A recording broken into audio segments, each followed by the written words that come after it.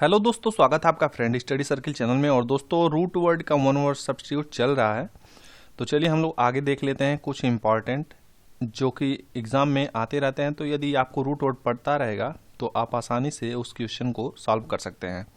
Channel पे यदि आपने पहली बार विजिट किया है तो चैनल को आप सब्सक्राइब कर सकते हैं, जिससे आपको इस तरह से रिलेटेड नोट्स जो हैं मिलते रहेंगे और कम समय में आप एक अच्छा रिवीजन और एक बेहतरीन तैयारी कर सकते हैं। चलिए स्टार्ट करते हैं। जैसा कि इसमें देख रहे हैं दोस्तों, पहला जो वर्ड है वो है ग्राफी। जब भी ग्राफी वर्ड रहेगा, ठीक है, तो वो डिस्क्रिप्शन को डिनोट कराएगा। ठीक है, फोबिया जहाँ पे रहेगा तो क्या कराएगा, वो फियर यानी कि डर का। और साइड जब भी रहेगा CID, तो किलिंग और डिस्ट्रॉय से रिलेटेड होगा, ये इस चीज़ को बतलाता है। और एवीज का जो होता है वो बर्ड से रिलेटेड है, और डेंड्रो जब भी होता है तो वो ट्री से रिलेटेड होता है। ठीक है, तो हम इससे कुछ देख लेते हैं एग्जाम्पल। जैसा कि पहला जो वर्ड है वो है डेमोग्राफी। ठीक है, तो जैसा कि ग्राफी मैंने बता ही दिया, डिस्क्रिप्शन से रिलेटेड है। ठीक है, तो डेमो इसके पहले भी आपको पता है कि जो पीपल से रिलेटेड होता है। ठीक है, तो डेमोग्राफी में हम लोग क्या करते हैं, द स्टडी ऑफ पॉपुलेशन, यानी कि जनसंख्या का अध्ययन हम लोग डेमोग्राफी के अंतर्गत करते हैं। डेमोफोबिया, डेमोफोबिया जो वर्ड है, यानी फोबिया जो है रूट वर्ड है फियर ऑफ क्राउड्स, यानी कि भीड़ का जो है डर। ठीक है, the killing of a human being, यानी कि मानव हत्या को क्या बोलते हैं, होमिसाइड। ठीक है, होमिसाइड CID वर्ड, जैसा कि यहाँ पे रूट वर्ड बताया गया है कि किलिंग से रिलेटेड होगा या फिर डिस्ट्रॉय से रिलेटेड होगा, तो होमिसाइड यानी कि the killing of a human being. Next कुछ वर्ड और देख लेते हैं। नेक्स्ट वर्ड है सुसाइड। सुसाइड तो आपको पता है, the killing of one self, यानी खुद को मारना सुसाइड कहलाता है, आत्महत्या कहलाता है। इन्फेंटिसाइड जो होता है वो क्या होता है, जो नवजात शिशु होते हैं उन सब की हत्या करना, न्यू बॉर्न चाइल्ड का हत्या करना इन्फेंटिसाइड होता है। और फोर्टिसाइड क्या होता है, FOE, यहाँ पे E है, FO, यहाँ पे वर्ड देख लीजिएगा, हम मिटाते हैं, यहाँ पे देखिए FOETICID। ठीक है, पढ़ते हैं foeticide, killing of a child in the mother's. ठीक है, तो जो फोर्टिसाइड वर्ड होता है, यानी कि पेट में जो बच्चे होते हैं, यानी भ्रूण जो होते हैं, उसी टाइम मार देने को फोर्टिसाइड बोलते हैं। ठीक है, पैट्रिसाइड क्या होता है, किलिंग ऑफ ओन्स फादर, यानी पिता की हत्या को पैट्रिसाइड कहते हैं। जब भी CID वर्ड आपको मिलेगा तो इतना जान जाइएगा कि वहाँ पे किलिंग से रिलेटेड है। मैट्रिसाइड यानी कि माता की हत्या, किलिंग ऑफ ओन्स मदर। फ्रैट्रिसाइड में जो है ब्रदर का, FRATRICID फ्रैट्रिसाइड है, किलिंग ऑफ ओन्स ब्रदर। और इकोसाइड जो है डिस्ट्रक्शन ऑफ द इन्वायरमेंट, यानी कि पर्यावरण को बर्बाद करने से रिलेटेड है इकोसाइड। इको आपको पता है, इको पर्यावरण से रिलेटेड होता है। जैसे इकोलॉजी में आप क्या पढ़ते हैं, इकोलॉजी में आप पारिस्थितिकी विज्ञान पढ़ते हैं ना, तो वही है। ठीक है, तो इको आपको पता हो गया, इकोसाइड जब रहेगा destruction of the environment. Next कुछ देख लेते हैं। नेक्स्ट वर्ड है किलिंग ऑफ बर्ड्स, यानी पक्षियों को मारना क्या कहलाता है, एविसाइड। ठीक है, डिस्ट्रक्शन ऑफ ट्रीज, डेंड्रीसाइड। डेंड्रा वर्ड जो मैंने स्टार्टिंग में ही आपको बता दिया है, ट्रीज से रिलेटेड होगा। डिस्ट्रक्शन ऑफ बुक्स या लाइब्रेरीज, ठीक है, तो बाइब्लियोसाइड बोलते हैं। और डिस्ट्रक्शन ऑफ प्लांट्स हार्बिसाइड बोलते हैं। ठीक है, अब अगला कुछ रूट वर्ड देख लेते हैं क्या है। जैसे एमिकस है, AMICUS, जो फ्रेंड से रिलेटेड है। हॉस्टिस जब होगा एनिमी से होगा, और हाइड्रो या एक्वा जब होगा तो ये वाटर से रिलेटेड होगा। पायर जो होगा वो फायर से रिलेटेड होगा। ठीक है, मास्कर जब होगा तो killing of a large number of people, ये थोड़ा याद रख लीजिएगा, मास्कर पूछता है एग्जाम में। अब हम देख लेते हैं किलिंग ऑफ अ फ्रेंड, दोस्त की हत्या करना क्या कहलाएगा, एमिसाइड बोलते हैं। ठीक है, killing of enemy, killing of a enemy यानी दुश्मनों की हत्या करना या मारना क्या बोलते हैं, hosticide, HOSTICID, hosticide. Killing of germs, germicide.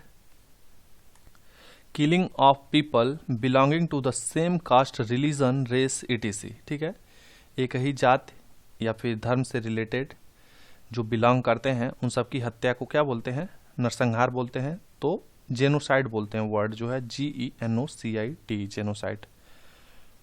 अगला वर्ड हम लोग देख लेते हैं क्या है, फियर ऑफ फॉरेनर्स, यानी कि विदेशियों से डर को क्या बोलते हैं? जेनोफोबिया, XENOPHOBIA, ठीक है। यदि आपको क्लियर नहीं पता चल रहा होगा, थोड़ा सा ये आज प्रिंट आउट में दिक्कत हुई है स्कैनिंग करने में, तो जेनोफोबिया वर्ड होता है, ठीक है। फियर ऑफ एनिमल्स क्या होता है? जूफोबिया होता है, JOOPHOBIA, ठीक है, zoophobia. Fear of Heights, acrophobia, याद रखिएगा, मोस्ट इंपॉर्टेंट है, अक्सर एग्जाम में पूछता रहता है।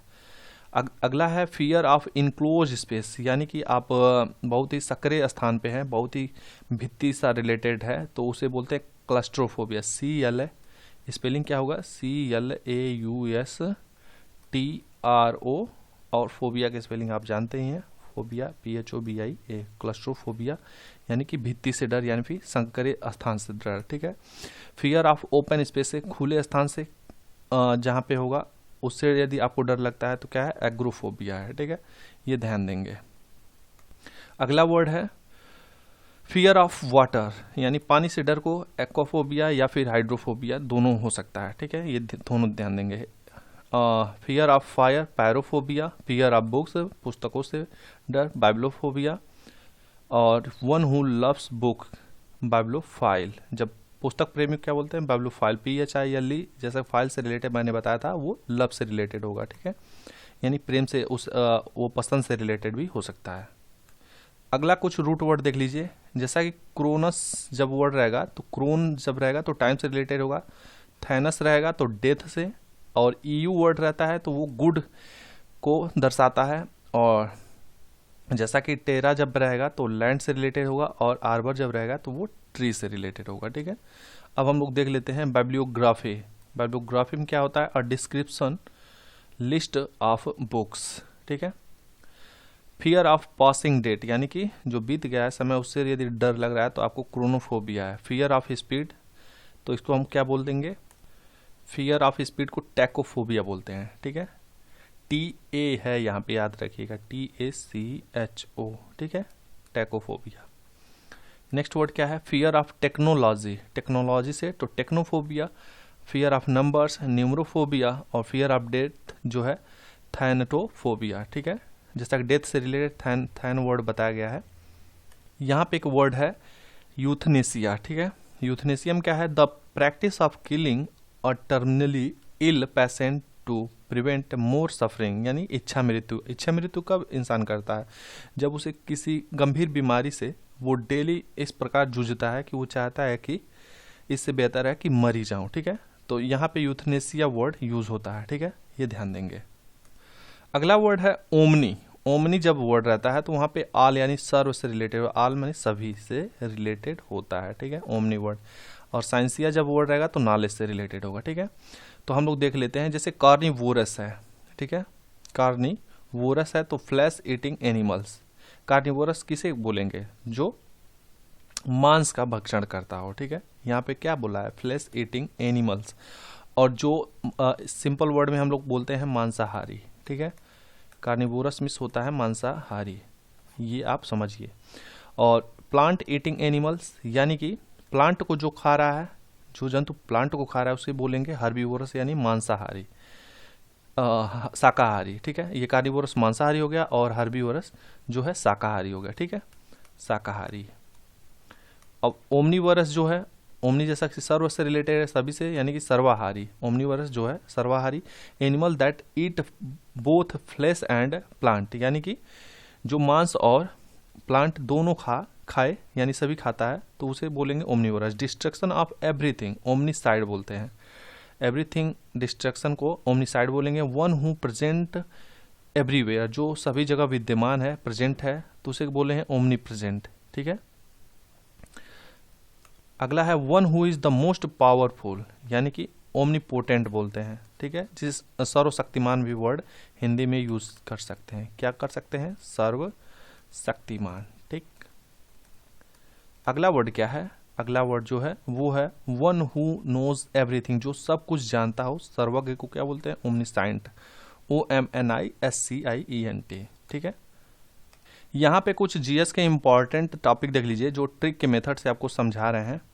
जैसे कि यहाँ पे क्रम पूछ देता है हर एक एग्जाम में, ठीक है, 1 2 3 दे देगा, उसमें से क्रम पूछ देगा। तो जैसे कि पुर्तगाली ईस्ट इंडिया कंपनी जो है 1498, याद कर लीजिएगा 1498, फिर अंग्रेज जो है वो 1600 में, ठीक है, अंग्रेज के जो ईस्ट इंडिया कंपनी थे वो 1600 में स्थापना हुई थी। डच का 1602 में, फिर डेनिस आए 1616 और फ्रांसीसी 1664, उसके बाद लास्ट में जो है 1731 में स्वीडिश आए।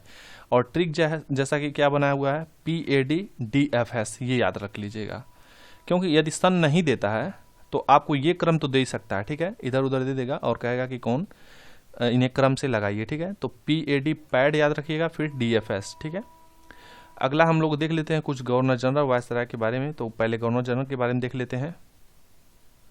रॉबर्ट क्लाइव से रिलेटेड जो क्वेश्चन बनता है वो 1757 से 60 और फिर ये 1765 से 67 तक रहा है शासनकाल इसका। और बंगाल में द्वैध शासन की प्रणाली जो है रॉबर्ट क्लाइव के द्वारा ही स्टार्ट हुई है। इलाहाबाद संधि जो है 1765 में रॉबर्ट क्लाइव के ही शासनकाल में हुआ था, ठीक है। वारेन हेस्टिंग के बारे में पढ़ लेते हैं। वारेन हेस्टिंग, इसका जो शासनकाल है वो 1774 से 1785 है। यह प्रथम गवर्नर जनरल था। पूछ देता है कि बंगाल का प्रथम गवर्नर जनरल कौन था। ध्यान देंगे, बंगाल का प्रथम गवर्नर जनरल जो है वो वारेन हेस्टिंग। और कुछ इंपॉर्टेंट पॉइंट जो है, राजकीय कोषागार मुर्शिदाबाद से कलकत्ता ये लाया था वारेन हेस्टिंग। प्रथम मदरसा जो है 1781 में इसी के टाइम में स्थापना हुई थी, ठीक है। और जोनाथन डंकन द्वारा 1782 में बनारस में संस्कृत विद्यालय की स्थापना हुई थी वारेन हेस्टिंग के टाइम में, ठीक है। फिर 1785 में गीता का जो अनुवाद है वो अंग्रेजी में हुआ था, किसके द्वारा, विलियम विल्किंस के द्वारा हुआ था। ये इंपॉर्टेंट है, ध्यान दीजिएगा। पूछ देगा कि गीता का अंग्रेजी में अनुवाद किसने किया था, विलियम विल्किंस ने। कब हुआ था, 1785 में। किसके शासनकाल में, तो वारेन हेस्टिंग के टाइम में, ठीक है। इसके बाद 1784 में the Asiatic Society of Bengal की भी स्थापना हुई थी, किसके टाइम में, वारेन हेस्टिंग के टाइम में।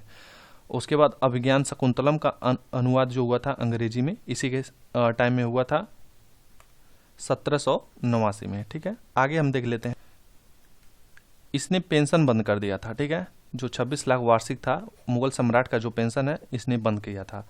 बंगाल गजट 1780 में स्टार्ट हुआ था। भारत का पहला समाचार पत्र था, किसके टाइम में, ये पूछेगा आपसे, तो वारेन हेस्टिंग के टाइम में। और इसके जो बंगाल गजट था ये किसके द्वारा प्रकाशित हुआ था, तो जेम्स अगस्ट हिकी के द्वारा हुआ था। 1774 में कलकत्ता में हाईकोर्ट की स्थापना हुई थी।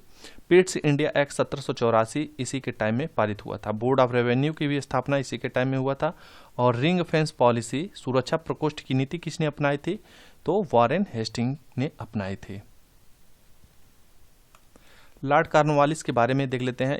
इसे सबसे इंपॉर्टेंट जो है, अस्थाई स्वशासन का जनक किसे कहा जाता है, स्थानीय स्वशासन का जनक किसे कहा जाता है, तो लॉर्ड कॉर्नवालिस को कहा जाता है। 1786 से 93 और फिर 1805 में ये बना था, ठीक है, इसका शासनकाल था। और कॉर्नवालिस कोड जो है 1793 में आया था। शक्तियों का पृथक्करण सिद्धांत इसने प्रतिपादित किया। अस्थाई बंदोबस्त इसी के टाइम में किसके द्वारा बनाया गया था, तो जानसोर के द्वारा बनाया गया था, जिसमें क्या था, 90% जो है कंपनी हिस्सा ले लेगी और 10% जो जमींदार ले लेंगे, ठीक है, अस्थाई बंदोबस्त के थ्रू। तो ये इंपॉर्टेंट है, एग्जाम में पूछ लिए जाते हैं। आप रिवीजन कर लेंगे तो बेहतर होगा। मोस्ट इंपॉर्टेंट जैसा कि इंपॉर्टेंट है, ये एग्जाम में पूछे जाते हैं। मिलते हैं अगले वीडियो में, तब तक अपना ख्याल रखें, तैयारी करते रहें। वीडियो अच्छा लगे तो लाइक जरूर कीजिएगा। Thank you.